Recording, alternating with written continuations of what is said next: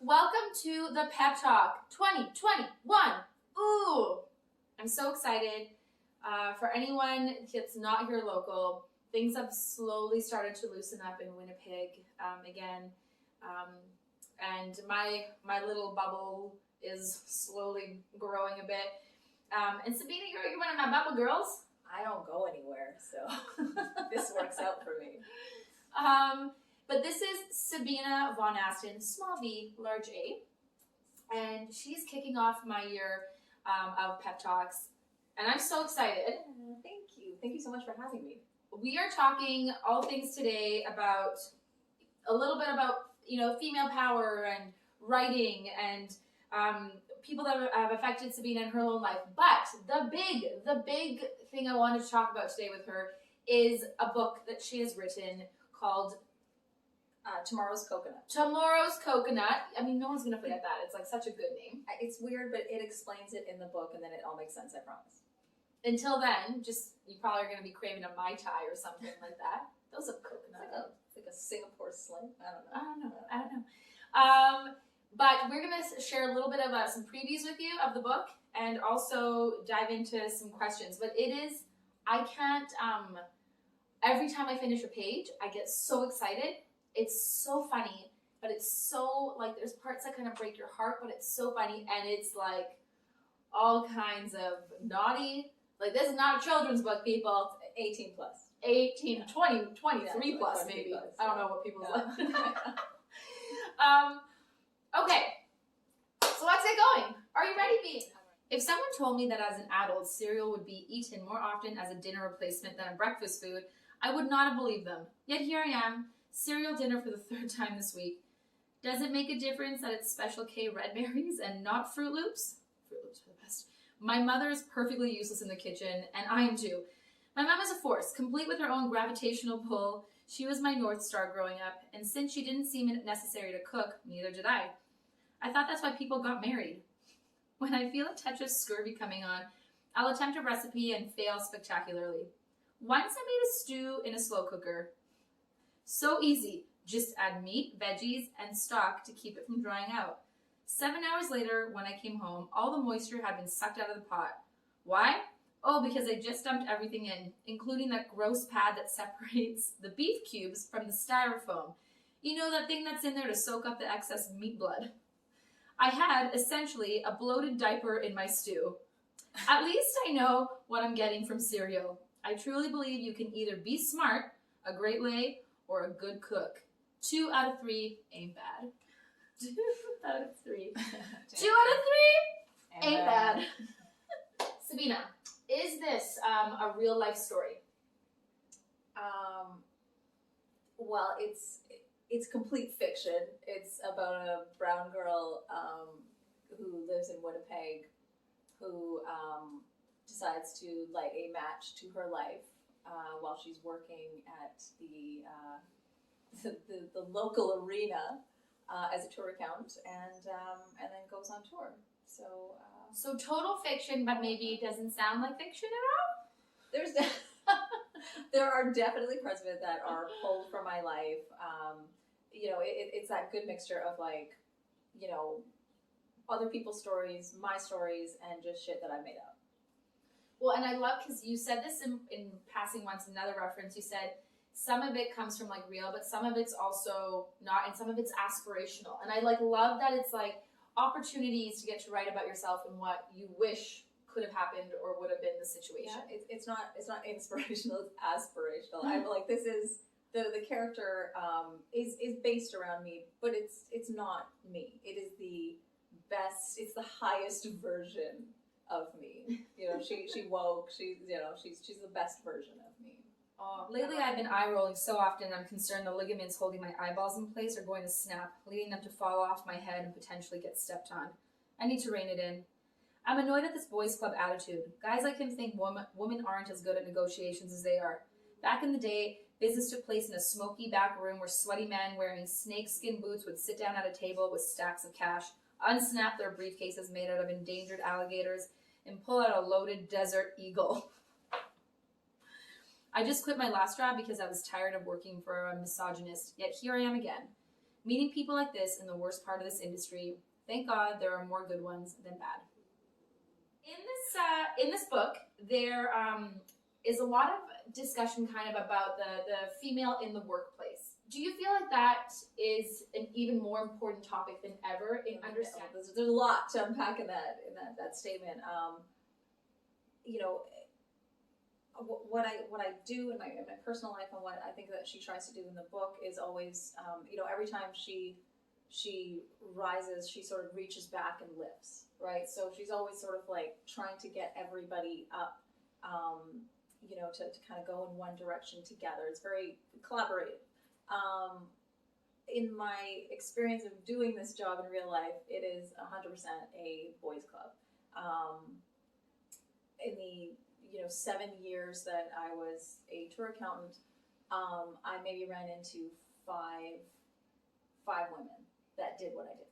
And it was, you know, and I understood this at the time, but the women would have these nicknames like Dragon Lady, and they were like, you know, really derogative, sort of awful, inflammatory names, but at the same time they sort of fit, you know, that the persona that woman felt like she had to be. And I think that I was lucky enough that I never had to be that person. You can still be 100% alpha female and choose to show your teeth behind a smile instead of a snarl, right? Something in me snaps. All the years and layers of built-up work-related Tinder ignite. But first, I must take this opportunity to correct your grammar. Everyone is doing perfectly, Colleen. You know, you are the dumbest person I've ever met. Every time I think you couldn't possibly get any dumber, you astonish me. Your mind is like a kaleidoscope of stupidity. Shards of idiotic thoughts form and then reform into even more unintelligent ideas. And then before I knew it, I was saying the following. Maybe the next time you get lost in the wind, you should ask the wizard for a brain. Hey, Colleen, go and yourself. Is going to be my use of making it friendly for all of my children viewers. Yes. For the kids at home. I was doing a bit of like research before this, and it's crazy how even the comedic world, whether it's writing or like stand-up or whatever, is very male dominated. Why can't females be funny? I don't even understand it. I'm so funny. Hilarious. I am also very funny. But like we can be, and we are, you know, Bridesmaids. So to me, I don't know when that movie came. It made like 2013 something. I'm not sure. That movie to me was the first time that I think men allowed women to be funny. You know, there was a space for it, and they killed it. Oh, they killed it. That movie is so well written. You want to know what's so interesting about saying that is when that movie came out, I remember talking to some guys because I was like, "Have you seen it? It's so good." Yeah. And they're like, "Yeah, we did." It's honestly, it's a bit much. It's a bit gross. And I thought it, but the Hangover this was like was Hangover. Okay. The Hangover was okay. Hangover. Yeah. That's exactly what I said. I said I'm so confused because it just literally is like a female take on the Hangover in some form or fashion. But that was it. It's like females were not quite yet allowed maybe, and I feel like those cast very specifically. A lot of those producers and writers were like, I don't care. We're coming through. Yeah. We're coming through. Balls ablazing. We're coming through. But I thought it was so interesting to hear their perspective because I knew that this particular guy loved The Hangover, and so I just assumed that he was going to love Bridesmaids. Yeah. Not the case. No, it was too far for him. Yeah, it was too much. Women are always too much. Blank stares from Jack at my outrage. He's a fake. His costume is wrong, and his eye holes are too far apart. You know when you go to Times Square in New York, and there are those off-brand Hello Kitties and Matted Elmos, like when you go up to them, or you go up and you think it's Iron Man, and when you get closer, it's like Iron Dude, and his armor is just a series of poorly duct-taped shoeboxes. This is that. Right now in Whitehorse, an unlicensed bonhomme just roaming the streets. My voice trails off. She's talking to Jack right now. I feel betrayed for some reason. 5 minutes ago, I was so excited that Bonhomme had the opportunity to leave La Belle Province, and now I feel like this fraudulent snowman owes me an apology for ruining things from my childhood.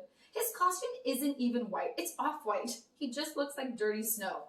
I'm going to lose my mind if the sky inside the suit isn't even French. Is nothing sacred? He just looks like Manitoba in March. But Imposter!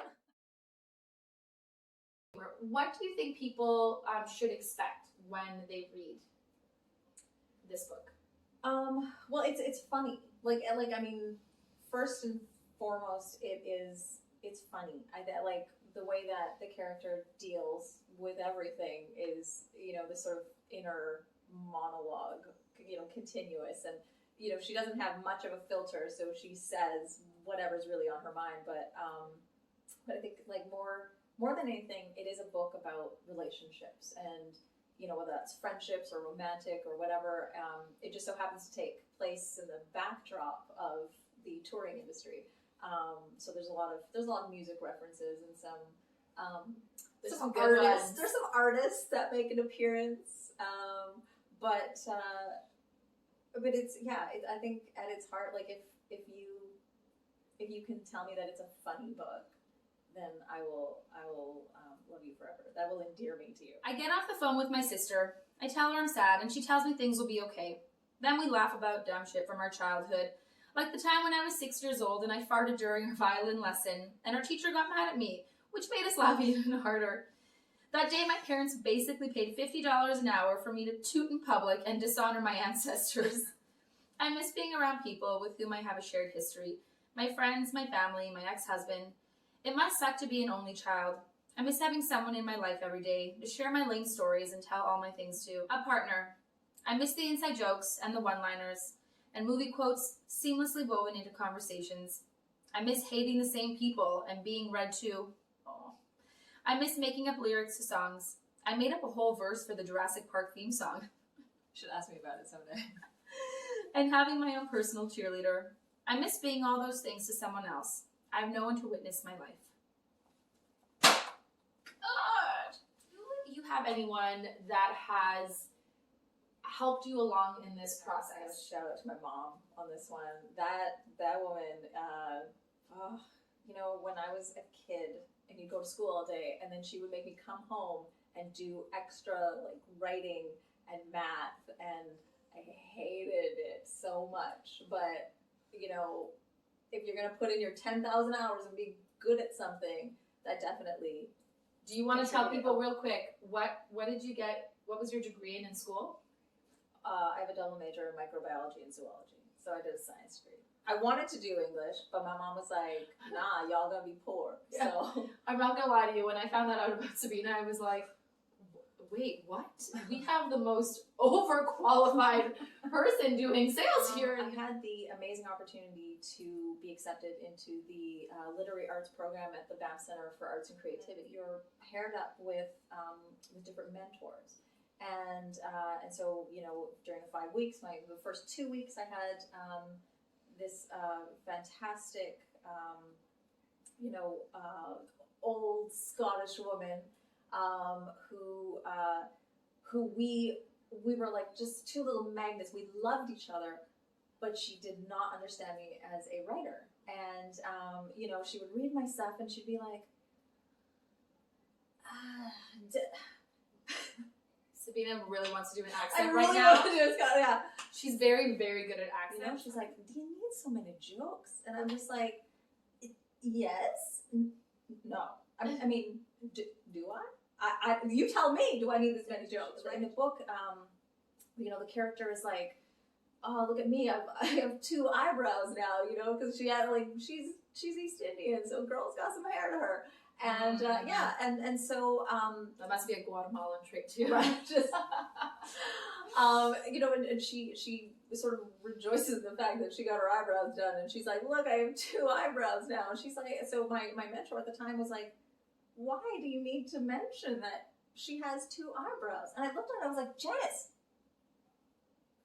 have you always had 2 eyebrows? Because I haven't." And it had never dawned on her that there was a whole population that had never had two eyebrows. So, I mean, my second mentor, Lee Henderson, who was a dude in his 40s, was like, keep going. This is like everything. It's amazing. And so it was really interesting to have those two. Neither of them technically are my demographic. Like they're not my target audience, but to have them both come at it from different perspectives, and for me to sort of take both of them, right? I was like, well, do I need that joke? Do I need to make it funnier? I need to make it funnier, and that's what I did. By the time we make it back to headquarters, aka my room, the snow has melted away. I'm learning that if you are a hardcore introvert, this is not the life for you. You will almost never be alone. For someone like me who needs other people around, as much as I need to be alone, it's proving difficult to find the balance. And as much as Jack makes me want to punch myself in the face, I'm grateful for his company. I spent the last 2 years living by myself, coming home to a cat who uses me only for food and intravenous injections. Diabetes. For Sabena, like as she is, she's working on producing this book and getting it out to people. But it is challenging because it's almost like if you don't have a book already pre-published or you don't have the money to then just publish it, it's very hard. It's like when you go for a job interview and they're like, well, you don't have any manager experience. And you're like, well, but I need to get the manager spot to get the manager experience. It's so weirdly archaic. Like this entire, I feel like everything else you can figure out, or there are ways to bypass the system, right? Like you can drop an entire album on like Apple Music, and like yeah, you can do the same. You can self-publish, but the marketing piece behind it that is nice and that comes with traditional publishing houses. But I just and this is I go into it right now, but another problem is the type of like. There's no market for a colored, funny, young-ish female writer in this country, or maybe anywhere. The types of stories, I think statistically something like 7% to 13% of all published books are from colored writers, and I really think that like we got to do better for sure, but it's hard, right? And that the kinds of stories that that people want or that publishers want are that struggle stories, that immigrant, you're coming to this country and it feels like we're on display, like we're in a circus and people like watch us behind the glass, but we're super normal. We do so many things that everyone, I love nothing more than like a steak and potatoes dinner, right? I don't like sit around watching Bollywood movies and eating butter chicken, right? Like that's just, there's so much more to us. Yeah. And we're part of this country and this nation, and those stories need to be reflected and heard as well as those other ones, that are like the stories that are about struggle and overcoming all. Those are incredibly important. But I think making space for just for brown girls to also get to be funny. Yeah. For brown girls to get to talk about other parts, like you're allowed to have a story about something else. And I think the representation in that world, it's not like that's the only reason you choose books that you publish, but if you look at the path along the way, that if you need all these things, if you need the money to invest, or if you need the certain degrees and certain programmings that cost all this money and all these things, if you look at the stuff that it takes to actually get your book published, it's kind of not a surprise of what the faces look like at the top. There are so many barriers, absolutely. This is not a story about Sabena's struggle, at least not with that. It's maybe an interpersonal struggle, but it's such a good point, and I'm happy that I even if you can't even afford to do anything, I'm like, you just put it out there. Just put it in a scan. I'm so grateful. I can't believe how talented you are. I mean, I can believe it, but I also experiencing Sabena in my working life. You're also very talented there. So, and then you have this crazy degree. She could working at Assiniboine Park Zoo. But with all that being said, this is, I think, such a beautiful part of who you are, and you're so good. And I haven't been so excited about something I've been reading in a really long time. Oh my god! Yeah, so that's huge. First step: tell people where they can follow you, at least on Instagram. S von Asten, so SVONASTEN, at Instagram, at S von Asten. Oh my It's God, on the so interweb, you Please. guys. We're dinosaurs. Please edit this. It's so On amazing. the Instagram. We're not editing that. And then when could people start to have a clue? Like maybe within like a year or something. Do we think that you'll be able to get something out or some snippets, or what do you think? Absolutely. Yeah. So the Instagram's fairly new. I just started this year, and I have plans. I have plans for it. So expect clips, readings, and then hopefully I want to say by the end of the year.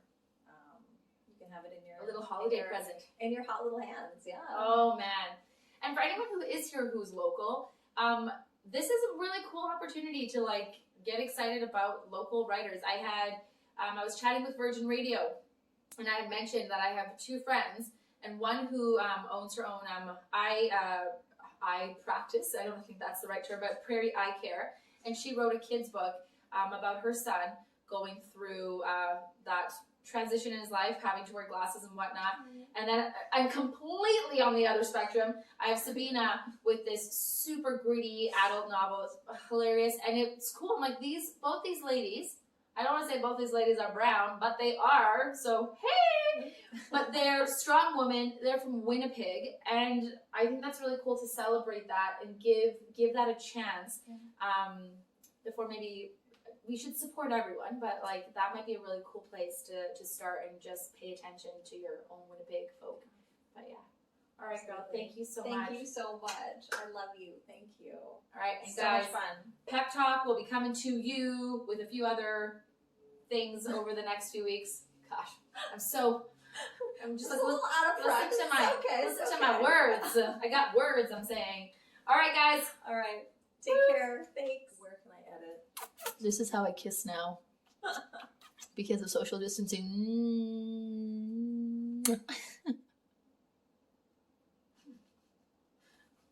Let me